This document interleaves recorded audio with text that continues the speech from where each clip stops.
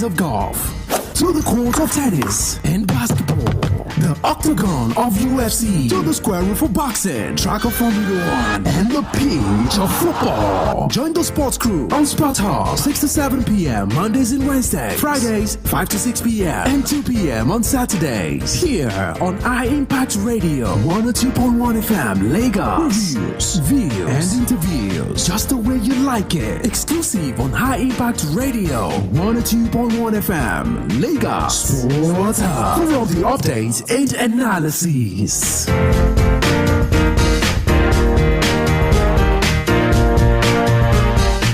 Hey, High Impact. Hi, how may I help you? So I have chess game with my friend later on today. When is the best time to play chess game? I guess you're bored.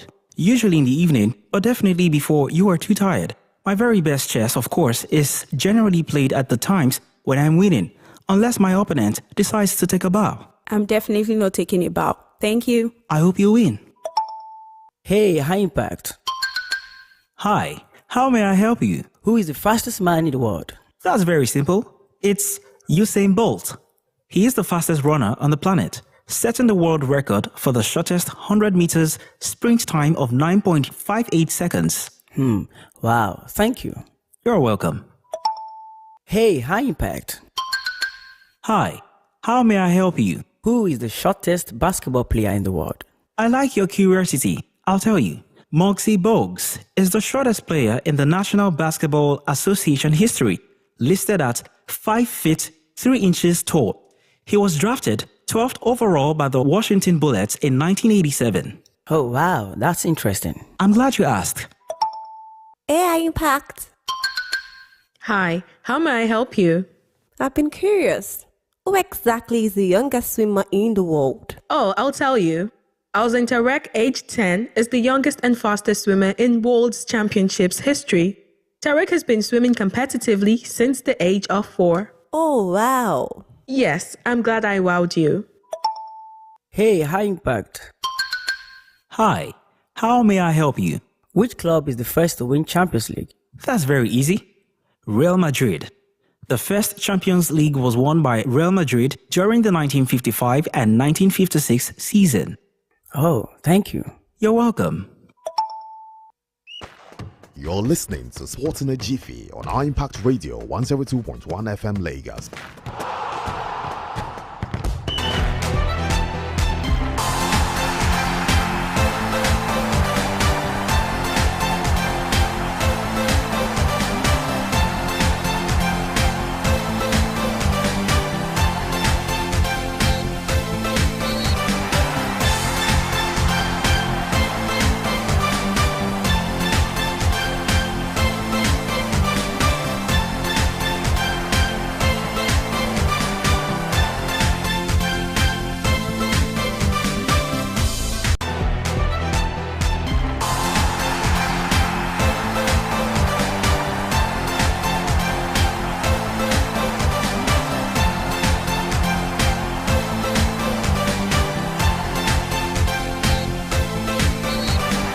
Friday edition of the show Sports in a Jiffy right here on iMpact Radio 102.1 FM, bringing you updates, making the rounds in the ever exciting, ever dynamic, and sometimes controversial world of sports. Big stories coming through on the show this morning, and I tell you, whether you're a sports person, you're someone who loves you to love the game, or be an athlete yourself, this is the right place for you to be, because the early bird has gone around the world to catch the scores, and I am more than willing to serve them to you with a lot of facts, and I'll be making it compact to your listening pleasure.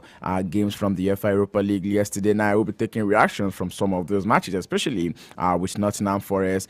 55 seconds was what defined their season yesterday evening, and definitely they will be looking to put all their Arsenal together to make sure that they get through to the next round, because as it is right now, their hope of a top 8 finish might just be hanging in the balance, or should I say hanging by a thread.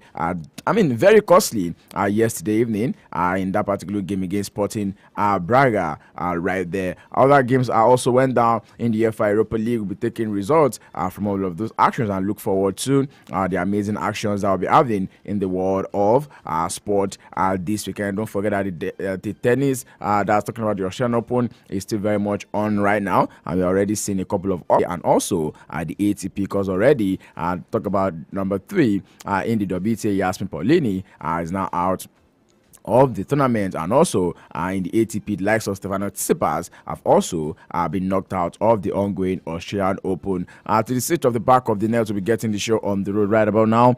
Your Deji Ajiboye is my name. Absolute honor to be your host on the show this morning. I such reminder that we're streaming live on our YouTube platform at iImpact 102.1 FM right there on YouTube, and our Facebook fan page is at iImpact Radio 102.1 FM. Here this morning, I'll be serving it in bits and in pieces, because we'll be back later this evening between 5 p.m. down to 6 p.m. on the Sports Up Show, where we'll be doing 1 hour of banter, 1 hour of rage, and 1 hour of dissecting all of the hot topics for you right here on your number one urban lifestyle station. We start with us coming through from the on front on the show this morning. Talk about the Niger Delta Games. That's the organizers have now come out to say that the states are prohibiting from presenting non-indigenous athletes at the second edition of the games, which is scheduled for Edo State from February 20 to 27. This is even as the host state, and also the organization reaffirmed their commitment to organizing the biggest regional sporting fiesta that will surpass the maiden edition in Uyo, Akwa Ibom State. The position of the organizers was emphasized at the press conference at the media center of the Samuel Ogbemude Stadium in Benin City by the managing director of the local organizing committee, and also the project manager of the Niger Delta Games, Sir Itako Malik Ikpoku, yesterday, right there. And away from that story, right, we see got more stories. Ikpabi David, the president of the West African Boxing Union, yesterday celebrated the outstanding victory of Aruna Tonda Muhammad, who successfully defended his Wabu Cruiserweight Championship title in a thrilling match held recently. Muhammad showcased exceptional skill and determination, defeating his opponent Ni Ashite Labi in a closely contested bout. This impressive win solidifies Muhammad's position as one of the top cruiserweights in the region. Mohamed's victory is a proud moment for the Wabu and also the entire boxing community, and its achievement, they say, that highlights the growing talent and competitiveness in the West African boxing. The Wabu looks forward to Mohamed's future bout and remains committed to promoting and also developing boxing in the West African region. More thoughts coming through from the world of sports on the show this morning, bringing you all of the top stories in the ever exciting, ever dynamic, and sometimes controversial world of sports. Quickly, we'll be having a couple of matches go down in the Nigerian Premier Football League match week 23 later this weekend. A couple of matches will definitely be going down tomorrow. We're looking forward to all of these exciting matches in the NPFL. As we speak, the likes of Katsina United will be up against Plateau United. Academy Warriors will be hosting Ikorodu City. Barawa FC will be hosting Bayelsa United. Remo Stars will be up against Kon Khalifat.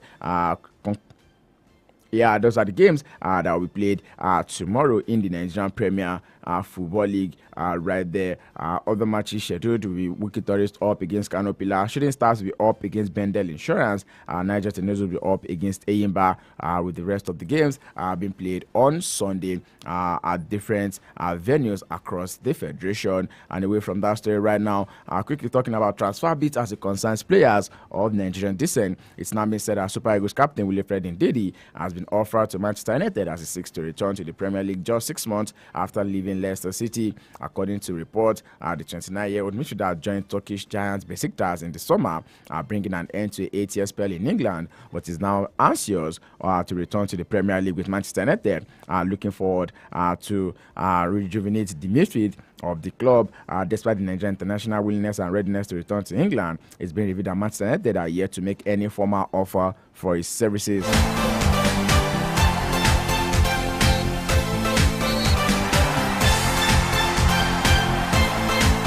Away from that, Mr. Southampton interim coach Thunder Eckhart is not ruling out the player exit during the January transfer window, with Nigerian midfielder Joe Aribo reportedly attracting interest from his former club Rangers. The 29-year-old featured in 32 of the Saints' 38 Premier League matches last season, scoring 3 goals. However, relegation to the Championship and a change in the technical career have limited London-born midfielder's involvement this time. Aribo has made just 7 Championship appearances this season, and none of them has been as a starter. The former Charlton Athletic midfielder was linked to return to Rangers during the summer transfer window, but no formal approach was made by the Scottish club at that time, and hopefully the deal is going to be materializing very soon. Away from that, right now, still more thoughts coming through. According to as regards Nigerian players abroad this morning, Galatasaray striker Victor Osimhen has reviewed he has tried to convince Super Eagles teammates at Demola. Galatasaray striker Victor Osimhen has reviewed he has tried to convince Super Eagles teammates at Demola Lukman and also Rafael Onyedika to join him at the Turkish champions, describing the club as one of the best in the world. Don't forget that both Lukman and Onyedika have been linked with transfers to Galatasaray, and Osimhen has opened up about his efforts to persuade them to make the move. However, Club Brugge are reportedly not open to selling, because at this right now it's been said that Club Brugge has already turned down 2 bids for Rafael Onyedika. Yes, Onyedika reportedly agreed personal terms to Galatasaray during the summer transfer window with a price tag of about 25 million euros. But then it's also been said that Galatasaray insisted that they are looking for a loan offer that is worth about 5 million euros with a compulsory 15 million euros purchase clause at the end of the season. And the Belgian club have said to have still turned it down once again. Hopefully, they look to sort this before it gets too late. Because just so you know, the January transfer window shuts on the first day of February. Away from that, right now, straight into other sports in Europe this morning. We'll go straight into the world of tennis, where actions are currently on the way in the Australian Open. Taking stories coming through from the WTA first off this morning, Naomi Osaka yesterday apologized for disrespecting Sorana Siste in her post-match on-court interview after she received the first handshake and a telling off from the Romanian. After wrapping up a 6-3, 4-6, 6-2 win against Siste in the Australian Open second round, Ismail Osaka made her way to the net to carry out the post-match formalities, but the opposition player gave a brief handshake before exchanging some words with the Japanese 16th seed by the umpire's chair. The interviewer then asked the player was complaining because she could hear Osaka trying to pump herself up between the Romanian first and second serves. It's been said all through the game yesterday, Naomi Osaka kept shouting, come on, which as part of the rules of the game of tennis might be offensive to the other player.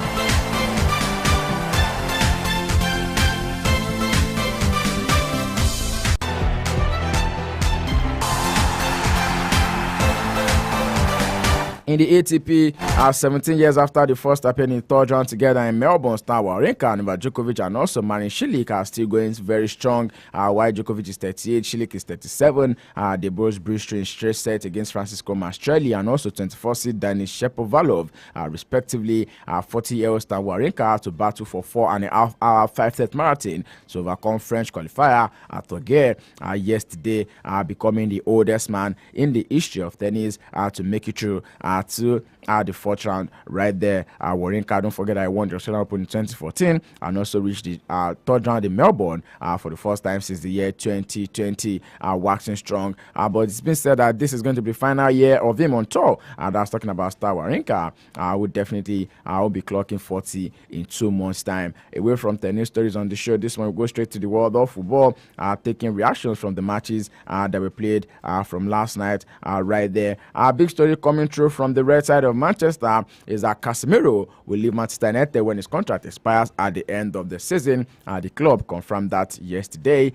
The Brazilian midfielder who arrived from Real Madrid in 2022 will depart on a free transfer after United decided against triggering a 1-year option in his contract. The 33-year-old who has made 146 appearances following a £60 million move from Bernabeu, scoring 21 goals. According to the player, is saying that he's going to carry Manchester United with him throughout his entire life. It's been said that it was Casemiro's decision to announce his departure 4 months early to give clarity about his situation, and it's been said that he's keen to continue playing in one of Europe's top 5 leagues next season, while he has also been subject of interest from Saudi Arabia in the last couple of months.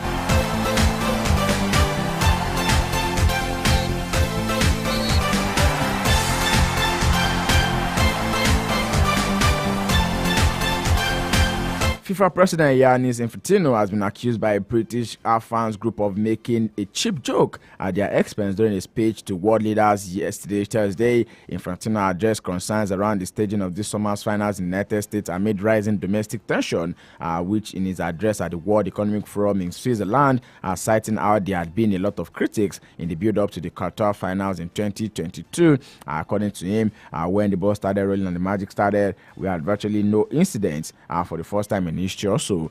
No Brit was arrested during the World Cup. Imagine, this is something really, really special. That's in the word of the FIFA president, Giannis Infantino, throwing a big shade at the British fans right there. And in response to the FIFA president's comments, the Football Supporters Association, which represents fans in England and Wales, said, while we've got Mr. Infantino's attention, they would also like to point out that rather than making cheap jokes about the fans, we should concentrate on making cheap tickets. Infantino did go on to address criticism around ticket prices in his speech as well. FIFA said that it received more than 500 million requests for tickets during the most recent application window, which ended on January 13. And the second cheapest category of tickets for the final will be costing about $4,185. That's about £3,100, with only a tiny percentage available in the cheapest $40 category, leading to intense criticism of the organization of the forthcoming World Cup. Don't forget that the FIFA World Cup 2026 is definitely upon us already,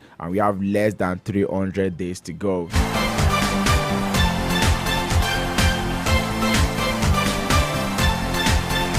Liga champions Barcelona have called elections to vote for a new president on March 15. Our current president, Joan Laporta, 5-year mandate end later this year, but there was some flexibility on when elections could be held. The club have chosen any dates between the middle of March and the middle of June, but have opted for the earliest possible window, while the team is still competing in various competitions. In addition to Laporta, who will stand again, Victor Font, Marc Seria, Xavier Valojana, and also Joan Camprupi have all announced their intention to run for the presidency, for their names to eventually be on the ballot on March 15, though.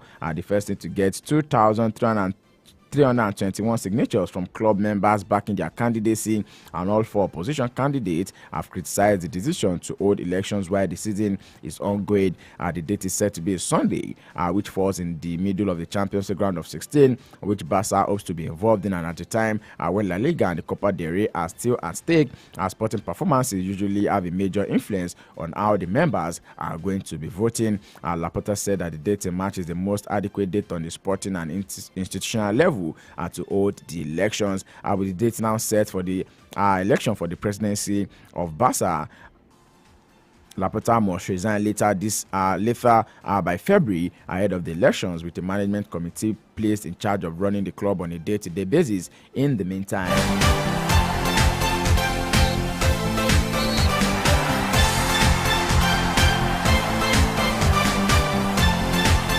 Away from that right now, quickly going straight into some of the matches that will be going down later today in the English Championship. Derby County will be up against West Bromwich Albion, while in the Women's Super League, Everton women will be up against Brighton and Hove Albion.